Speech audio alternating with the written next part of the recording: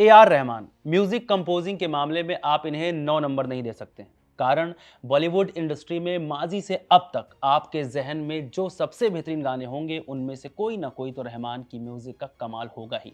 ये अक्सर शांत ही रहते हैं। उदाहरण के लिए अगर इन्हें किसी रियलिटी शो में गाने को कह दें तो ये एक लाइन गाएंगे फिर चुप हो जाएंगे। कहने का अर्थ ये है कि ये अपने शब्दों से कम और टैलेंट से ज्यादा बोलते हैं।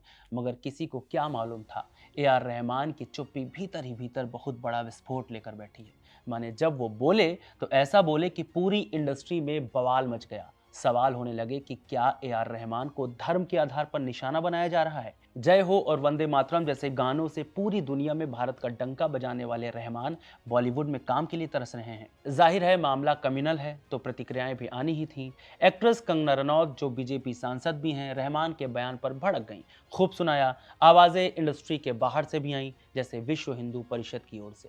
अब आपके जहन में सवाल जरूर होगा कि ऐसा क्या हो गया जो इंडस्ट्री के साथ साथ हिंदू संगठन तक रहमान के खिलाफ मोर्चे खोले बैठे हैं। आखिर बोला क्या है ए आर रहमान ने और क्या है पूरा मामला।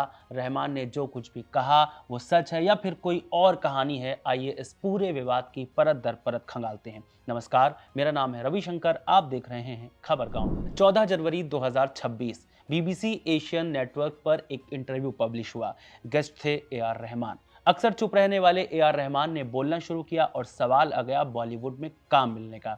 इस पर रहमान ने चौंकाने वाला जवाब देते हुए कहा, पिछले 8 सालों में बॉलीवुड में पावर शिफ्ट हुआ है। रहमान के मुताबिक अब उन लोगों के पास फैसले लेने की ताकत आ गई है जो खुद क्रिएटिव नहीं है। चलिए इस बात को एक बार मान भी लेते हैं, मगर उन्हें इन सब के पीछे दो कारण दिखाई दे रहे थे। रहमान ने कहा, मेरे साथ जो हो रहा है वो एक कम्युनल एंगल भी हो सकता है। मुझे सीधे मुंह तो कोई कुछ नहीं कहता, मगर दूसरों से पता चल जाता है कि मेरे साथ क्या खेल हो रहा है। मुझे कई बार सुनने को मिला कि प्रोड्यूसर्स उन्हें बुक करते हैं लेकिन फिर कोई म्यूजिक कंपनी बीच में आती है, पैसा लगाती है और उनकी जगह 5 अलग अलग कंपोजर्स को काम दे देती है।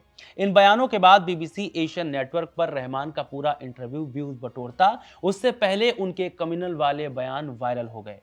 फिर क्या, देर न करते हुए कंगना रनौत मैदान में उतर आईं। कंगना ने अपनी इंस्टाग्राम स्टोरी पर लिखा, रहमान बिना जांच के राय बनाने वाले और नफरत से भरे आदमी हैं। मौके की नजाकत को देखते हुए कंगना ने एक खुलासा और कर दिया। उन्होंने बताया कि वो अपनी फिल्म इमरजेंसी के लिए म्यूजिक के सिलसिले में रहमान से मिलना चाहती थी, लेकिन रहमान ने उनसे मिलने तक से मना कर दिया। मुझे बताया गया कि रहमान किसी ऐसी फिल्म का हिस्सा नहीं बनना चाहते जिसे वो प्रोपेगेंडा फिल्म मानते हैं। फिल्म इमरजेंसी को तो विपक्ष के नेताओं ने भी सराहा है, लेकिन रहमान अपनी नफरत की वजह से अंधे हो चुके हैं।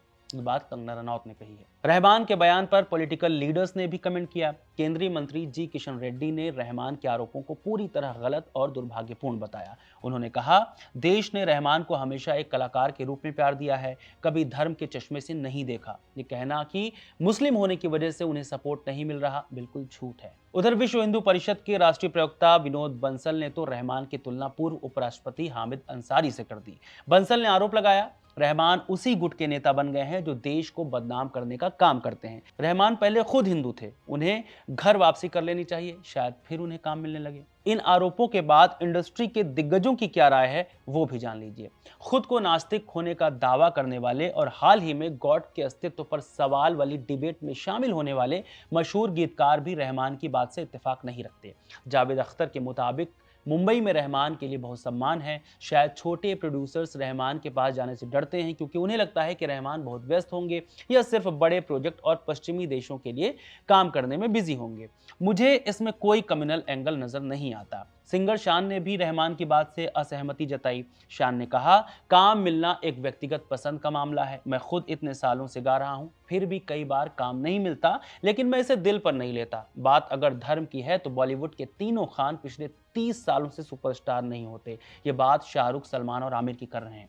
कहने का अर्थ यह है कि कोई भी रहमान के बयान के साथ नहीं खड़ा है। यही कारण है कि जब विवाद बहुत ज्यादा बढ़ गया और रहमान को सोशल मीडिया पर भारी ट्रोलिंग का सामना करना पड़ा तो उन्होंने अपनी सफाई में एक वीडियो जारी किया। रहमान ने अपनी धुन थोड़ी बदली और भारत के प्रति अपना प्यार जताया। उन्होंने कहा, कि भारत मेरी प्रेरणा है, मेरा शिक्षक है और मेरा घर है। मैं महान फिल्म रामायण के लिए हॉलीवुड के दिग्गज हंस जिमर के साथ काम कर रहा हूं। रहमान ने एक बहुत ही दिलचस्प बात कही कि रामायण फिल्म में म्यूजिक देने वाले हंस जिमर यहूदी हैं।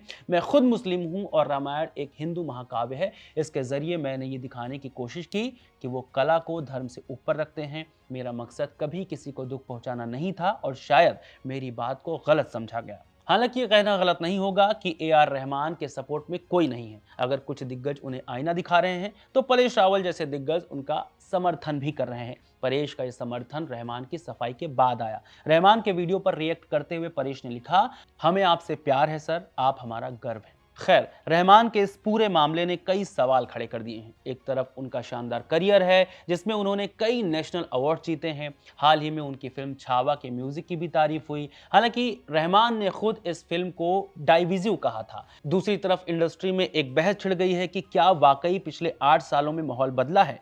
कुछ लोग ये भी कह रहे हैं कि रहमान शायद आधा सच बोल रहे हैं और 2015 के बाद उनके संगीत में वो पहले जैसी बात नहीं रही। वहीं कुछ का मानना है कि बॉलीवुड का बदलता पावर स्ट्रक्चर वाकई क्रिएटिव लोगों के लिए मुश्किलें खड़ी कर रहा है। आखिरकार सवाल वही बचता है, क्या बिना सरहदों वाले संगीत को भी अब धर्म की दीवारों से घेरा जाएगा? रहमान के टैलेंट पर कोई शक नहीं है, लेकिन उनके इस विवादित बयान ने उनकी बेदाग छवि पर एक ऐसी बहस छेड़ दी है जिसका अंत फिलहाल नजर नहीं आ रहा है। आपको क्या लगता है, ए.आर. रहमान जैसा कलाकार जिसने 100 से ज्यादा फिल्मों में म्यूजिक कंपोज किया, तमिल, तेलुगु, मलयालम, हिंदी और अंग्रेजी सभी भाषा में अपना योगदान दिया, उसकी ओर से दिए गए बयान को लोग गलत समझ रहे हैं या फिर रहमान के जहन में वाकई कुछ ऐसा था जो अब जाकर वो बोल पाए हैं? आपको क्या लगता है, हमें कमेंट करके जरूर बताएं। बहुत शुक्रिया।